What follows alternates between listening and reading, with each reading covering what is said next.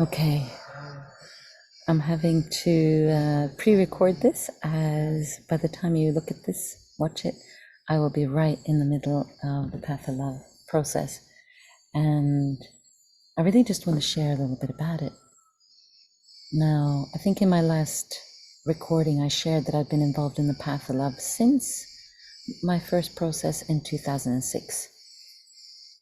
And I didn't see so clearly back then how the good girl tendency were very loud and clear in most of my interactions with people, be it work, with friends, or my attempts to getting closer to men, something I simply could not manage to do prior to the Path of Love.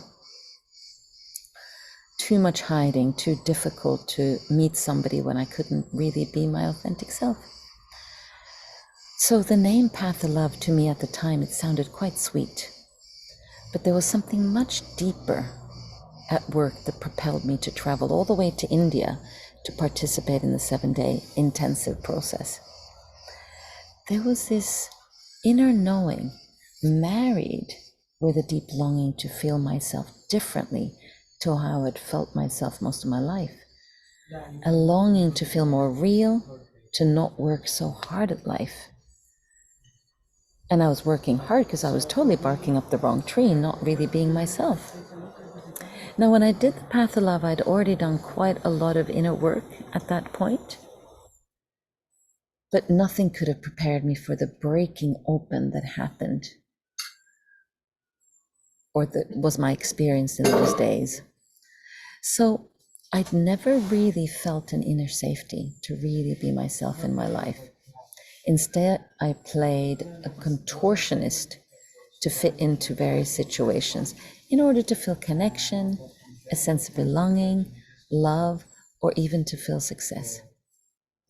And in every step I took in those days in the Path of Love, the invitation was to go deeper and deeper into those closed doors of my soul and to bring some light to where there had perhaps never been light shining in there before. I remember one moment where I curled up in a ball in front of my small group because it simply just felt too hard and too much to go where I was being invited to go. And I use the language invited because nobody's going to force you to do anything. But I felt so desperate to hold on to this old shield. And the fear was so strong. Thankfully, my longing was stronger than my fear, and I exposed some of those parts that I had been convinced would lead me to never feel love again, that love would be taken away from me forever. That's how deep my shame was. And to my surprise, or rather to my utter amazement, with every step I took in sharing my shame, my fear, my rage, and all the other difficult feelings I've been collecting my whole life, I received an enormous amount of love and compassion from the people in the room. My fear had been that love would disappear, but the opposite became true.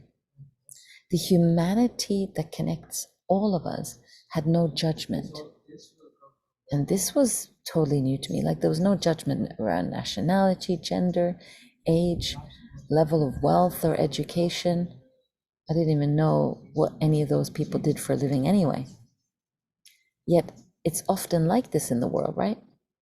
In that moment, nothing else mattered except that we could feel each other deeply and meet intimately there. I remember at one point, one of the facilitators asked me, and it was closer to the end of the process, he asked me what was going on for me. And I remember just being in total bliss. And I was kind of like moving, and I just said, "I'm so beautiful." That's what came out of my mouth. And I was not speaking of any outer representation of beauty, but rather a deep sense of belonging to me and how beautiful that felt. And that me had a place in the world.